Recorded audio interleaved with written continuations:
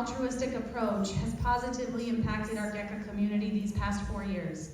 This student is headed to UC Berkeley in the fall, go Bears, planning to major in bioengineering.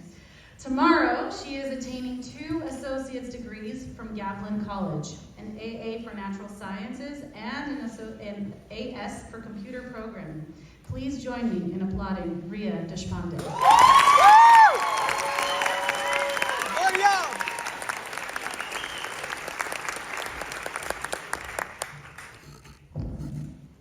I remember walking onto campus for the first time as a 9th grader, equal parts anxious and eager for the next 4 years I cautiously hoped would bear resemblance to the Disney TV shows I grew up watching.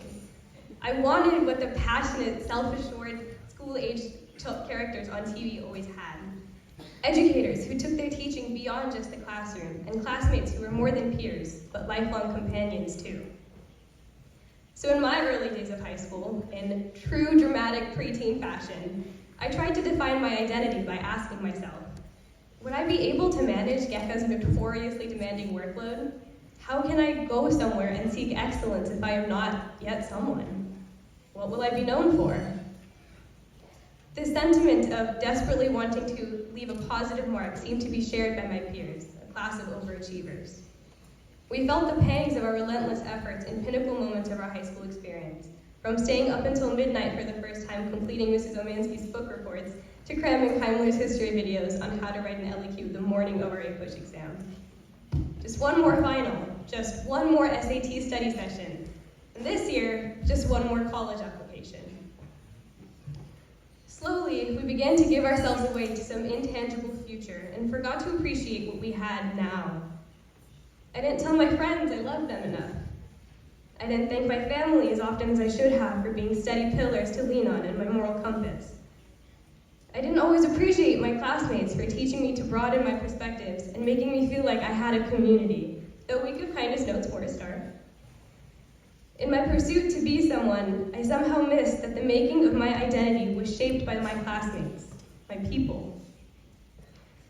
This past month, every last has been cause for reflection, and as we reminisce about the past 4 years, the consensus is always clear. We spent far too much energy consumed by things that ultimately would not define us or our future success. It was never the satisfaction of checking off another item on our to-do list, or even the thrill of a high score on challenging assessments that we lovingly remember. It was the fact that despite the sometimes stressful moments, we had found a village in one another.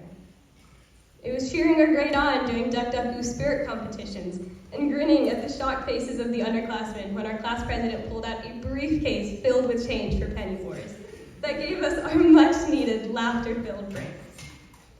It was having a space to vent about our anxieties during Mr. Chin's Pear Deck community circles that made us feel like we weren't alone.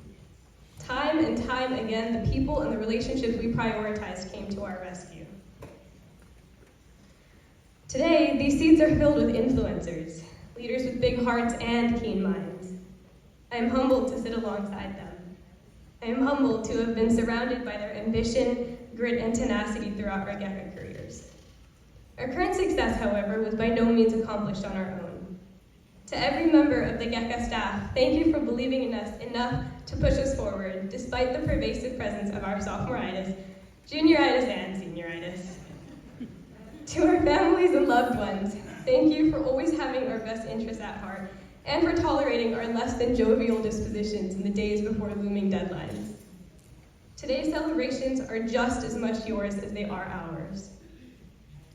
And so, to the class of 2023, I want to remind you of this. As you set off to make a name for yourself, remember to be kind to the part of you that is constantly evolving and discovering. We are perfectionists, and it is in our nature to strive for more, but sometimes, somewhere along that journey, we use our lofty goals as an excuse to ignore our needs.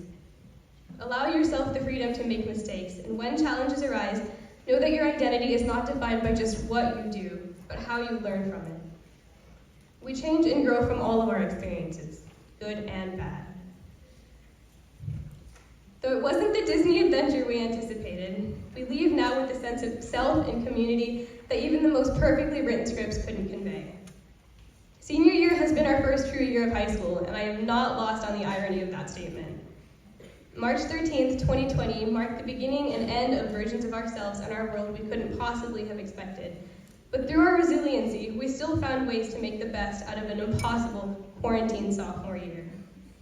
As juniors, our masks were up, literally and figuratively, and it sometimes felt like the connections we coveted as freshmen were lost. Yet with the experiences we've shared this past year alone, senior sunrise, prom, grad night, we've built the foundation for lifelong friendships. The drive, perspectives, and passion you all exhibit have fundamentally changed me, and for that, I love you more than words can express. I hope you spend the rest of your life present and in awe of the world, the people around you, and the person you are growing into every day. Congratulations to the class of 2023. I am so proud of you.